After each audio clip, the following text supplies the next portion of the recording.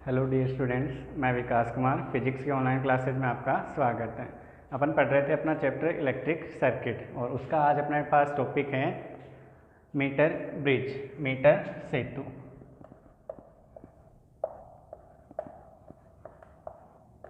ठीक है, metre bridge.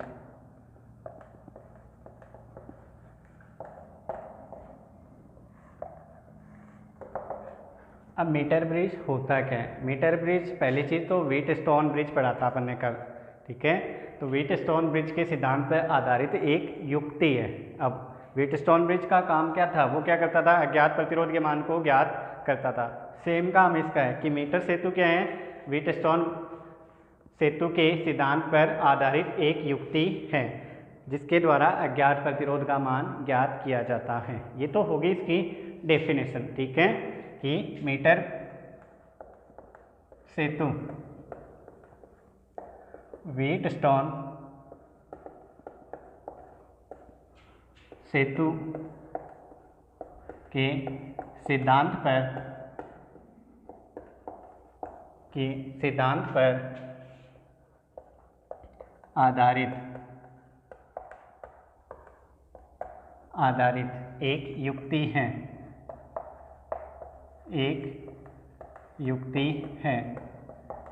जिसकी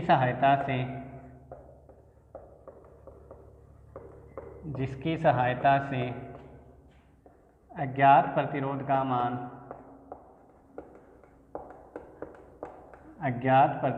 मान ज्ञात किया जाता है।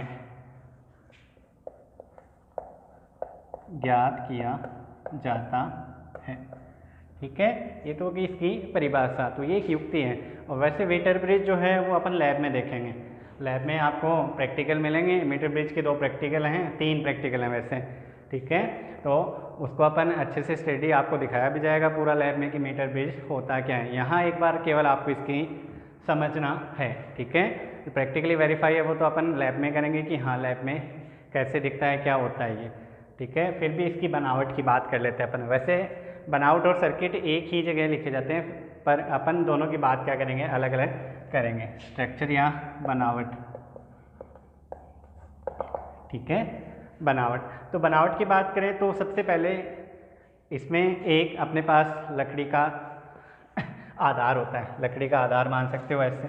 ठीक है, उस पर 2 संयोजक पेज लगे रहते हैं ऐसे, ए और ये हो गया ए और ये सी।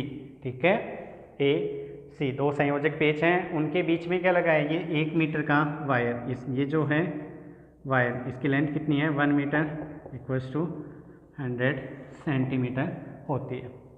ठीक है, अब जो संयोजक पेज सी और ए हैं, इन दोनों पर ऐसे 2 एल आकार की तांबे की पत्तियां लगी हुई होती हैं।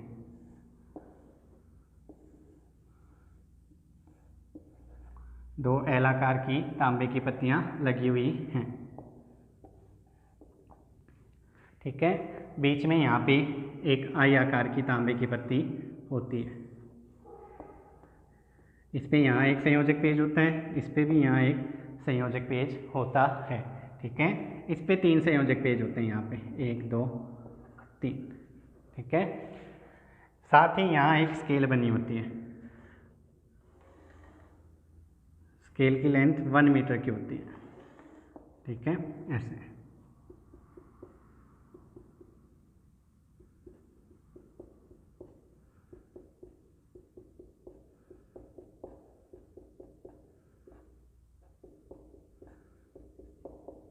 ये 1 मीटर की स्केल ऐसे बनी होती है।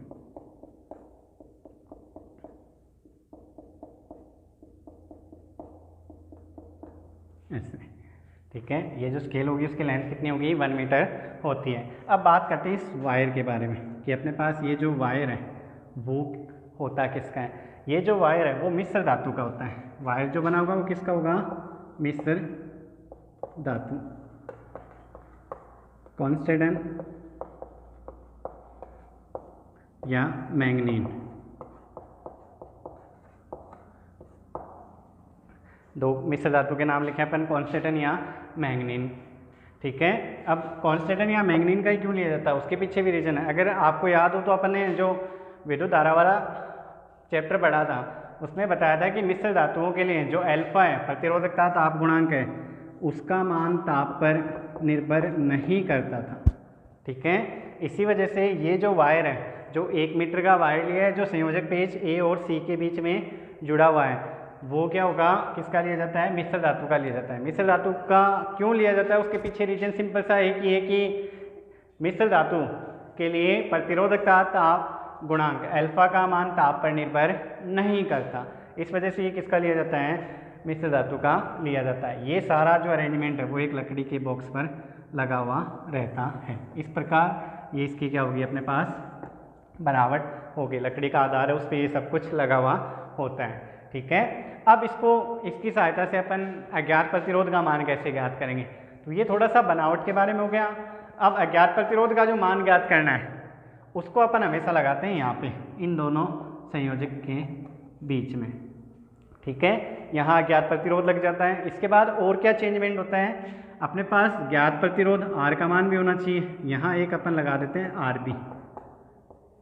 RB का मतलब होता है प्रतिरोध बॉक्स। RB मीन्स क्या होता है, प्रतिरोध बॉक्स। ठीक है, इसमें से अपन एक होता है RB, दूसरा एक अपन लैब में दोनों यूज करेंगे, एक होता है HRB, उच्च प्रतिरोध बॉक्स, हाई रेजिस्टेंस बॉक्स बोलते हैं। इसमें वैल्यू 100 तक होती है, 100 से हल्की सी ज़्यादा। इसमें वैल्यू क्या होती है, 10,000 तक पहुंच जाती है या इससे भी ज़्यादा होती है। ठीक है, तो यहाँ तो अज्ञात प्रतिरोध S लगा लेते हैं। RB में से जो प्रतिरोध उसको क्या मान लेते हैं अपन, R मान लेते हैं। तो अपन ने व्हीटस्टोन ब्रिज पढ़ा है, तो उसमें अपने पास 2 प्रतिरोध तो यहाँ हो गए, बाकी बचे P और Q। P और Q के लिए क्या किया जाता है, अब व्हीटस्टोन ब्रिज है, इट मीन्स इसमें गैल्वेनोमीटर लगाना पड़ेगा। यहाँ क्या लगा दिया जाता है, एक इसके साथ क्या लगा दिया जाता है, ये पॉइंट B मान लेते हैं अपन, संयोजक पेज B, इसके साथ एक गैल्वेनोमीटर लगा दिया। गैल्वेनोमीटर को जोड़ते हैं, एक विसर्पी कुंजी बोलते हैं, विसर्पी कुंजी। ठीक है, इंग्लिश में बोलते हैं जोकी। जोकी क्या होती है, ऐसे जैसे नॉर्मली अपने पास ये मार्कर है वैसा ही होता है। यहाँ इसके संयोजक पे जो तार है वो जुड़ जाता है, और ये क्या होती हैं, जो जोकी होगी वो इस तार पे घूमने के लिए क्या है, स्वतंत्र है, अपन इसको घुमा सकते हैं ऐसे करके। ठीक है, तो अपन ने किया क्या है, वो जोड़ा क्या है वो भी सुन ले एक बार। अज्ञात प्रतिरोध, जो मान लो कोई तार है अपने पास, एल्युमिनियम या कॉपर का तार है, उसका अपन को क्या करना है, वैल्यू निकालनी है प्रतिरोध की, उसको यहाँ लगा देंगे, HRB यहाँ लग गया। अब गैल्वेनोमीटर क्यों यूज किया, क्योंकि अपन ने व्हीटस्टोन जो ब्रिज है उसका सिद्धांत पढ़ा है कि गैल्वेनोमीटर में जो करंट होनी है वो कितनी होनी चाहिए, 0 होनी चाहिए। तो अपन क्या करते हैं, इस तार के ऊपर विसर्पी कुंजी को घुमाते हैं और एक ऐसा पॉइंट फाइंड करते हैं जहाँ पे मान क्या हो, गैल्वेनोमीटर में 0 हो जाए। 0 होने का मतलब जैसे मान लो यहाँ पे 0 हो गया। ठीक है, तो इसको एक बार मान लेते हैं, ये कितनी है, L सेंटीमीटर है, तो ये कितनी हो गई, 100 माइनस L सेंटीमीटर हो जाएगी।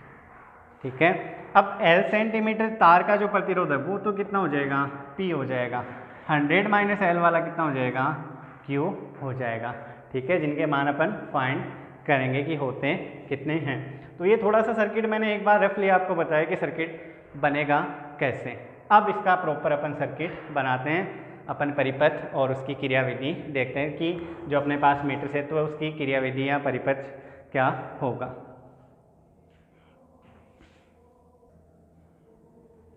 हाँ, तो बात करते हैं इसके सर्किट की और कार्यप्रणाली की। सर्किट वैसे नॉर्मली अपन ने बना दिया था, बट पूरा बनाते हैं। तो अपने पास ये A और C हो गया।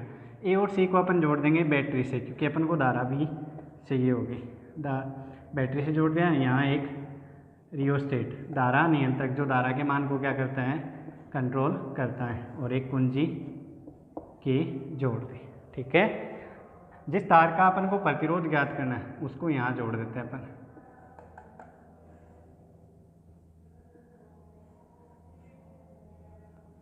ये मान लो प्रतिरोध कितना है, S है। यहाँ ज्ञात प्रतिरोध होगा, तो ज्ञात प्रतिरोध को अपन RB के थ्रू पता करेंगे, प्रतिरोध बॉक्स। ठीक है, इसके बाद यहाँ पॉइंट बी देंगे, ये अपने पास पॉइंट क्या हो गया, बी हो गया। पॉइंट बी से अपन क्या जोड़ देंगे, एक गैल्वेनोमीटर धारा मापी।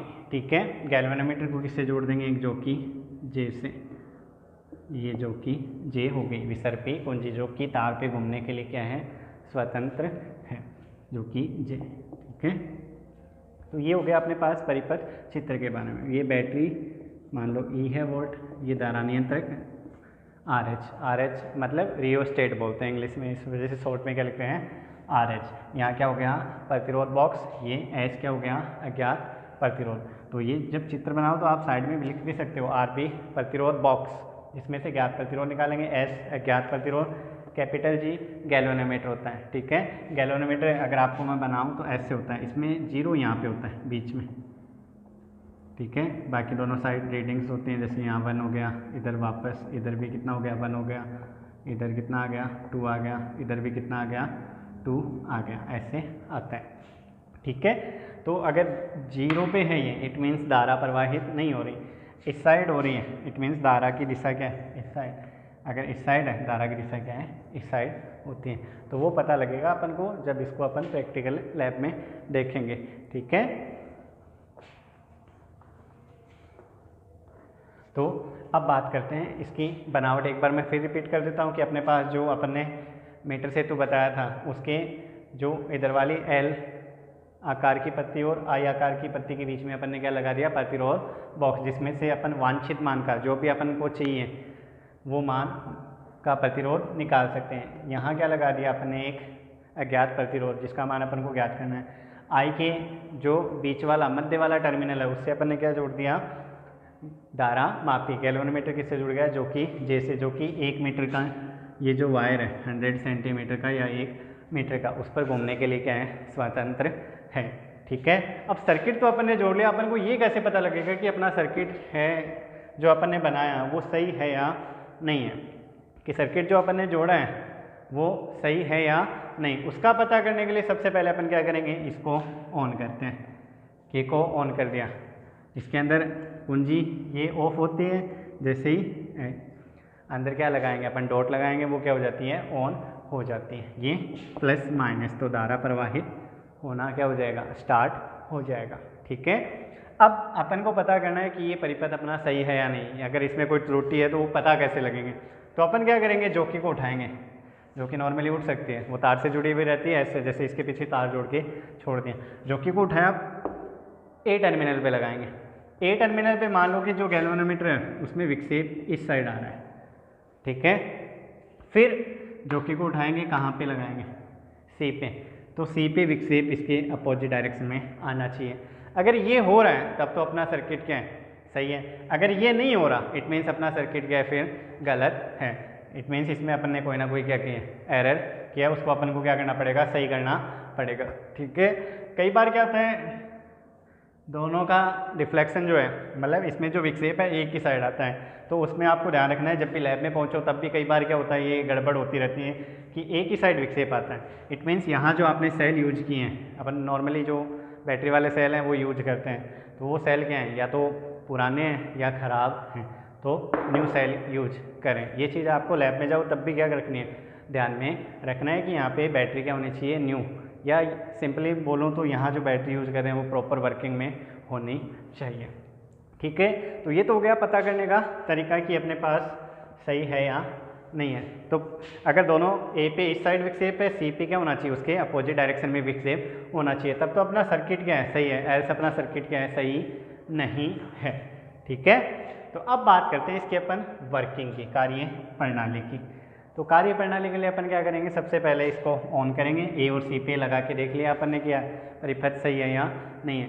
फिर धीरे धीरे इसको अपन आगे बढ़ाएंगे, ए से लेके दूरी जो होगी वो हमेशा ए से मापी जाएगी, ए से लेके धीरे धीरे बढ़ाना स्टार्ट करेंगे और एक ऐसा पॉइंट फाइंड करेंगे। अब अपन ने देखा है कि ए पे विक्षेप इस साइड है, सी पे किस साइड है, उस साइड है। इट मीन्स बीच में कहीं ना कहीं आके ये, जब ए पे इस साइड है, सी पे इस साइड है, इट मीन्स बीच में कहीं ना कहीं ये किस पे आएगा, जीरो पे आएगा। तो अपन को अविक्षेप स्थिति, अविक्षेप का मतलब या शून्य विक्षेप भी बोल सकते हो कि मान क्या होना चाहिए, शून्य होना चाहिए, वो प्राप्त करना है। अब वो क्यों प्राप्त करते हैं? क्योंकि ये किस पे काम करता है? व्हीटस्टोन ब्रिज पे।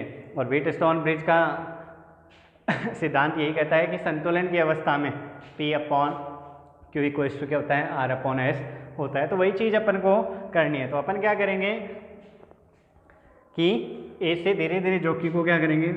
आगे की ओर ले जाएं, हल्के हाथ से ले जानी है, रगड़ के नहीं चलानी है जॉकी, ठीक है।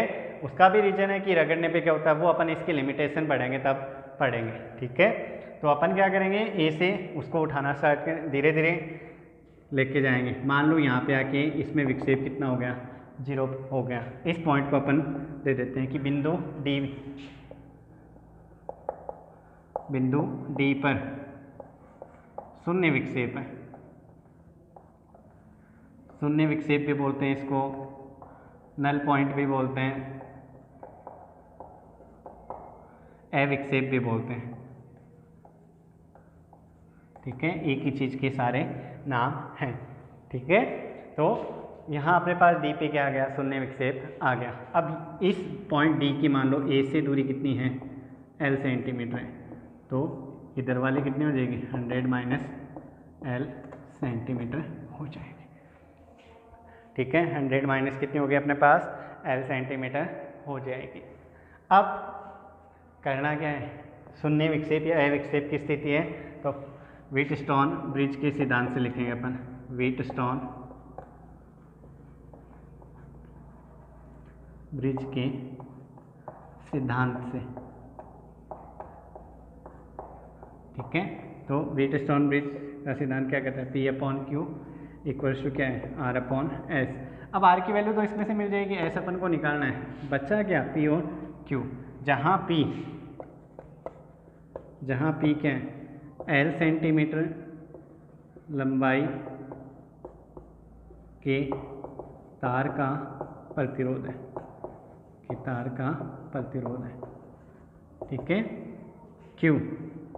Q क्या है? 100 माइनस L सेंटीमीटर। तो इधर वाला जो तार है उसका प्रतिरोध P हो गया, उधर वाला पॉइंट D के उधर वाला, उसका प्रतिरोध कितना हो गया? Q। 100 माइनस L सेंटीमीटर लंबाई के तार का प्रतिरोध है,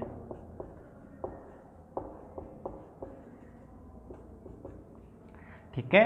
यहाँ तक अपने पास हो गया। अब अपन P और Q की मान निकालेंगे, क्योंकि R का तो मान अपन को पता होगा, 1 ओम 2 ओम जो भी अपन इसमें से निकालेंगे। तो एक बार बात करते हैं अपन P और Q की। तो अपन मानते हैं कि माना मीटर सेतु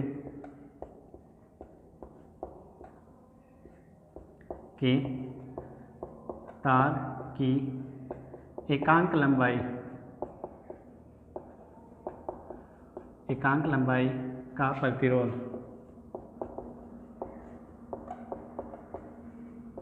R डैश है।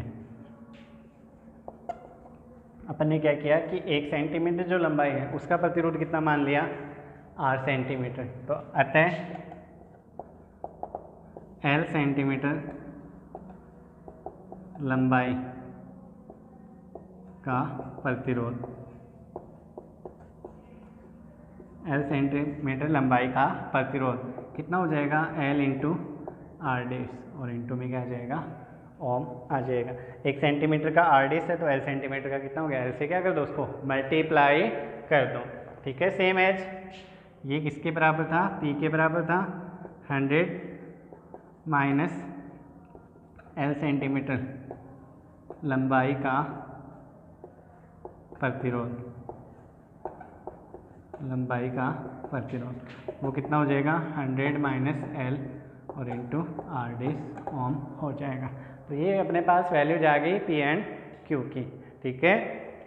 तो अब देखते हैं अपन आगे। तब फॉर्मूला क्या था? P upon Q equals to R upon S। तो P और Q के मान रख दो। P का मान कितना है? L into R dash upon 100 minus L into R dash equals to R upon S। R dash से R डैश क्या हो गया? Cancel out. S का मान निकालना है तो S इक्वल्स टू क्या हो जाएगा? 100 माइनस L, इसको उधर भेज दो, S को इधर, तो S तो ऊपर आ गया, अपॉन L और इंटू R हो जाएगा। ये जो फॉर्मूला है वो मीटर सेतु की सहायता से अज्ञात प्रतिरोध का मान निकालने का सूत्र है, जहाँ L क्या है, L को बोलते हैं संतुलन लंबाई। L क्या है, संतुलन लंबाई। ठीक है, संतुलन लंबाई का मतलब है कि शून्य विक्षेप वाले बिंदु की A से दूरी होगी। ठीक है, तो ये था अपने पास मीटर सेतु की सहायता से अज्ञात प्रतिरोध का मान ज्ञात करना। अब इसमें कुछ चीज़ें हैं जो अपन को ध्यान में रखनी। पहली चीज़ अब कि यदि इन दोनों की स्थिति परस्पर बदल दें अपन, कि मान लो गलती से आपने S इधर जोड़ दिया और RB कहाँ जोड़ दिया, इधर, कि मान लो पहले तो ऐसे जुड़ा हुआ था RB और S, और मान लो कि अपने पास संतुलन लंबाई कितनी है 59 सेंटीमीटर आई। ठीक है, 59 सेंटीमीटर आई। तो अगर आप गलती से भी S को यहाँ जोड़ देते हो, RB को यहाँ जोड़ देते हो, तो फिर संतुलन लंबाई कितनी हो जाएगी, इसको 100 में से माइनस कर दो, 41 हो जाएगी। तो ये चीज़ ध्यान रखनी है कि कई बार न्यूमेरिकल में क्या होता है कि S इधर जुड़ा हुआ होता है, RB इधर जुड़ा हुआ होता है, तो उसको प्रॉपर वे में ध्यान रखना है कि संतुलन लंबाई अगर S इस साइड जुड़ा है तब 100 माइनस L होगी। ठीक है, वो कई बार क्या करता है कंडीशन में बता देता है, फिर उसको चेंज कर देता है, तो उसको आपको ध्यान रखना है कि वो कितनी होगी, फिर 100 माइनस L जो है वो संतुलन लंबाई बन जाती है। ठीक है, तो ये था अपने पास मीटर सेतु की सहायता से अज्ञात प्रतिरोध का मान ज्ञात करना। न्यूमेरिकल्स भी आते हैं इस फॉर्मूले पे, इस फॉर्मूले को आपको ध्यान में रखना है 100 माइनस L/L गुणा R, जहाँ L क्या है संतुलन लंबाई, R क्या है प्रतिरोध, बॉक्स में से जो प्रतिरोध अपन ने निकाल रखा है वो है। ठीक है, अब इसकी थोड़ी सी लिमिटेशन की बात करते हैं अपन। लिमिटेशन है वो लिमिटेशन की भी बात करेंगे अपन।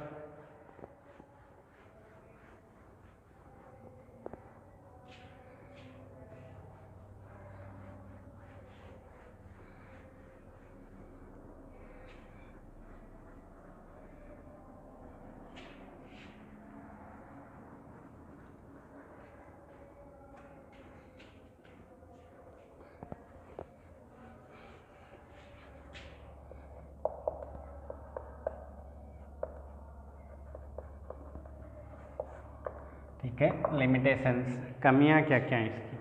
तो इसकी कमियां जो हैं वो सिंपली अपन 3-4 जो भी हैं वो बताएंगे। तो सबसे पहली कमी है कि अपन ने यहाँ ये जो L और I आकार की पत्तियाँ होती हैं वो तांबे की होती हैं। बताना भूल गया था कि जो L और I आकार की पत्तियाँ होंगी वो किसकी होती हैं, हमेशा तांबे की होती हैं। अब तांबे का प्रतिरोध क्या होता है, बहुत कम होता है, कि अपन ने जो I और L आकार की पत्तियाँ यूज की हैं उनका प्रतिरोध क्या होता है, कम होता है, बहुत कम होता है, परंतु होता तो है, शून्य नहीं होता वो। तो इस प्रतिरोध के कारण अपनी जो लंबाई आएगी संतुलन लंबाई, इसमें थोड़ी बहुत क्या आती है, त्रुटि आती है, कि अपन ने जो तांबे की पत्तियां यूज की हैं उनका प्रतिरोध कम होता है परंतु होता तो है, जिसके कारण इसमें क्या आती है, त्रुटि आती है। उस त्रुटि को अब कम कैसे करेंगे, तो कमी तो ये हो गई, उस कमी को दूर कैसे करते हैं। कमी को दूर करने के लिए मान लो कि अपन को एक रीडिंग लेनी है, प्रैक्टिकल में जब भी जाएंगे अपन 5-6 रीडिंग लेते हैं, तो एक रीडिंग RB को यहाँ रख के S को यहाँ रख के लेते हैं, दूसरी रीडिंग इसको यहाँ रख के और इसको यहाँ रख के लेते हैं, फिर दोनों का अपन औसत निकालते हैं, वो क्या बन जाता है, एक रीडिंग बन जाता है। ठीक है, कि जो तांबे की पत्तियाँ उनके प्रतिरोध के कारण जो कमी, जो त्रुटि आती है उसको कम करने का तरीका सिंपल सा इतना ही है कि अपन क्या करेंगे, RB और S को परस्पर बदल कर रीडिंग लेते हैं, उन दोनों का क्या निकालते हैं, फिर औसत निकालते हैं। ठीक है, दूसरी कमी सुने, अपने पास यहाँ अंत्य सिरे A और C जो हैं, अब इनका भी कुछ ना कुछ प्रतिरोध होगा, उसके कारण भी क्या आएगी, फिर त्रुटि आती है, कि जो अंत्य सिरे होते हैं उनके प्रतिरोध के कारण भी क्या आती है, त्रुटि आती है। उस त्रुटि को दूर करने के लिए एक अलग से सेतु आता है जिसको बोलते हैं कैरी फोस्टर सेतु, कैरी फोस्टर ब्रिज, इसका यूज किया जाता है। ठीक है, अलग से यूज होता है इसका, अपने यहाँ नहीं है। सिंपल सा बोलें कि जो अंत्य सिरे हैं इनके प्रतिरोधों के कारण भी क्या आती हैं, इसमें त्रुटि आती है, जिसको दूर करने के लिए एक अलग से सेतु है, ब्रिज है, जिसको बोलते हैं कैरी फोस्टर ब्रिज का यूज किया जाता है। ठीक है, थर्ड सुने, थर्ड है कि जोकी को कभी भी इसके ऊपर तार के ऊपर रगड़ के नहीं चलाएंगे, क्योंकि अपन ने पढ़ा है कि जो तार का प्रतिरोध होता है वो क्या होता है, ρL/E, ये होता है, विद्युत धारा वाले चैप्टर में पढ़ा है कि प्रतिरोध क्या होता है, प्रतिरोधकता गुणा लंबाई बटे क्षेत्रफल। अगर जैसे मान लो ये तार है, इसके ऊपर रगड़ के चलाएं अपन, तो इसका जो क्षेत्रफल है, अनुप्रस्थ काट क्षेत्रफल है, वो क्या हो सकता है, किसी भी पॉइंट पे बदल सकते हैं। तो A का मान बदल जाएगा तो R का मान भी बदल जाएगा। तो ये चीज़ ध्यान रखनी है कि जॉकी को कभी भी तार के ऊपर रगड़ के नहीं चलाना है। क्यों नहीं चलाना है? क्योंकि अगर रगड़ के चलाएंगे तो यहाँ जो अपने पास ये जो मान है ए का अनुप्रस्थ काट क्षेत्रफल है वो क्या हो जाएगा? बदल जाएगा। बदलने के कारण क्या होगा? प्रतिरोध का मान भी बदल जाएगा। चौथी कमी सिंपल सी है कि अपन ज़्यादा टाइम तक इसको ऑन नहीं रखेंगे या ज़्यादा समय तक जो अपने पास मिश्र धातु या जो मीटर सेतु है उसमें धारा प्रवाहित नहीं करनी। क्यों नहीं करनी? क्योंकि ज़्यादा समय तक अगर अपन धारा प्रवाहित करेंगे तो हीटिंग होगी। हीटिंग के कारण ताप बढ़ेगा। ताप बढ़ने से प्रतिरोध का मान क्या होता है? बढ़ता है। I2RT पढ़ा है अपन ने, तो हीटिंग होगी तो प्रतिरोध का मान बढ़ेगा, जिसके कारण क्या आएगी? त्रुटि आएगी। अब इससे रिलेटेड एक न्यूमेरिकल है, तो अपन उस न्यूमेरिकल को देखते हैं। तो अपने पास मीटर सेतु से रिलेटेड एक न्यूमेरिकल दिया हुआ है। इसमें दिया हुआ है कि मीटर सेतु के एक प्रयोग में प्रयुक्त आरबी का मतलब प्रतिरोध बॉक्स से 8 ओम का प्रतिरोध निकालकर, इट मीन्स आर का मान कितना हो गया अपने पास? 8 ओम हो जाएगा। निकालकर अज्ञात प्रतिरोध के लिए अविक्षेप की स्थिति तार के उच्च विभव वाले। अब उच्च विभव वाला सिरा कौन सा है? अपन को एक ए जो था उसको अपने बैटरी के किससे जोड़ा था? पॉजिटिव से। तो ए से दूरी है, ये ध्यान रखना है कि उच्च विभव वाले सिरे से जो संतुलन लंबाई है वो कितनी होती है? 45.5 सेंटीमीटर प्राप्त होती है। तो एल का मान कितना हो गया? 45.5 सेंटीमीटर प्राप्त होती है। तो इसमें निकालना कि एक तो अज्ञात प्रतिरोध का मान ज्ञात करना अपन को ठीक है, एस का मान निकालना है। दूसरा, यदि आरबी व अज्ञात प्रतिरोध की स्थिति परस्पर बदल दी जाए कि एस और आरबी जो था उन दोनों को अपन क्या कर देंगे? इंटरचेंज कर देंगे। Then we have to find the new balance length. अपन को नई संतुलन लंबाई चाहिए। ठीक है, तो सॉल्यूशन देखते हैं। इजी सा है। गिवन क्या क्या है वो लिख लो। गिवन दैट आर का मान कितना है? 8 ओम हो गया अपना। एल कितनी है? 45.5 सेंटीमीटर। तो 100 माइनस एल कितनी हो गई फिर? तो इसको माइनस कर दो, 54.5 सेंटीमीटर। ठीक है। अब मीटर सेतु के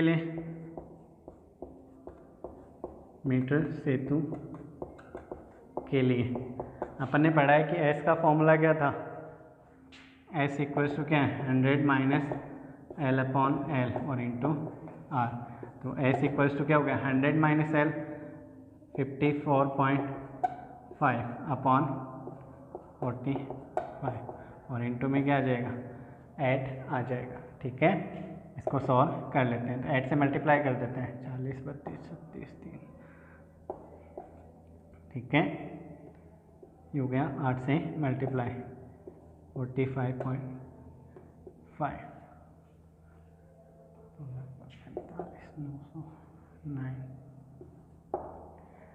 9.8 के समथिंग आएगा। आप लोग सॉल्व कर लेना इसको। जो जितनी भी वैल्यू आए लगभग कितने आएगा? 9.8 के करीब वैल्यू आ जाएगी। ये अपने पास क्या आ गया? जो तार था उसका प्रतिरोध आ जाएगा। ठीक है। अब दूसरे क्वेश्चन की बात करें। दूसरे में क्या दिया है? यदि आरबी व अज्ञात प्रतिरोध की स्थिति परस्पर बदल दें अपन तो नई संतुलन लंबाई। तो मैंने बताया था कि यदि दोनों को परस्पर बदल देते हैं तो 100 माइनस एल है वो नई संतुलन लंबाई हो जाएगी। तो बी में जो नई संतुलन लंबाई है, संतुलन लंबाई वो कितनी हो जाएगी? 100 minus L equals to 50, 100 minus 54.5 centimetre हो जाएगी। ठीक है, तो ये था अपने पास अपना टॉपिक मीटर सेतु। अगर अभी भी इसमें कोई कन्फ्यूजन है तो आप कमेंट के थ्रू बता सकते हैं या पूछ सकते हैं। ठीक है, अब नेक्स्ट जो पढ़ेंगे अपन वो पढ़ेंगे एक बहुत अच्छा टॉपिक है बुक का, वो भी अपनी लैब में है, विभव मापी बोलते हैं उसको, पोटेंशियोमीटर। इसमें तो 1 मीटर का वायर यूज होता है, उसमें 10 मीटर का वायर यूज होगा। तो वो पढ़ेंगे अपन नेक्स्ट चैप्टर में। तब तक के लिए पढ़ते रहें। Thank you.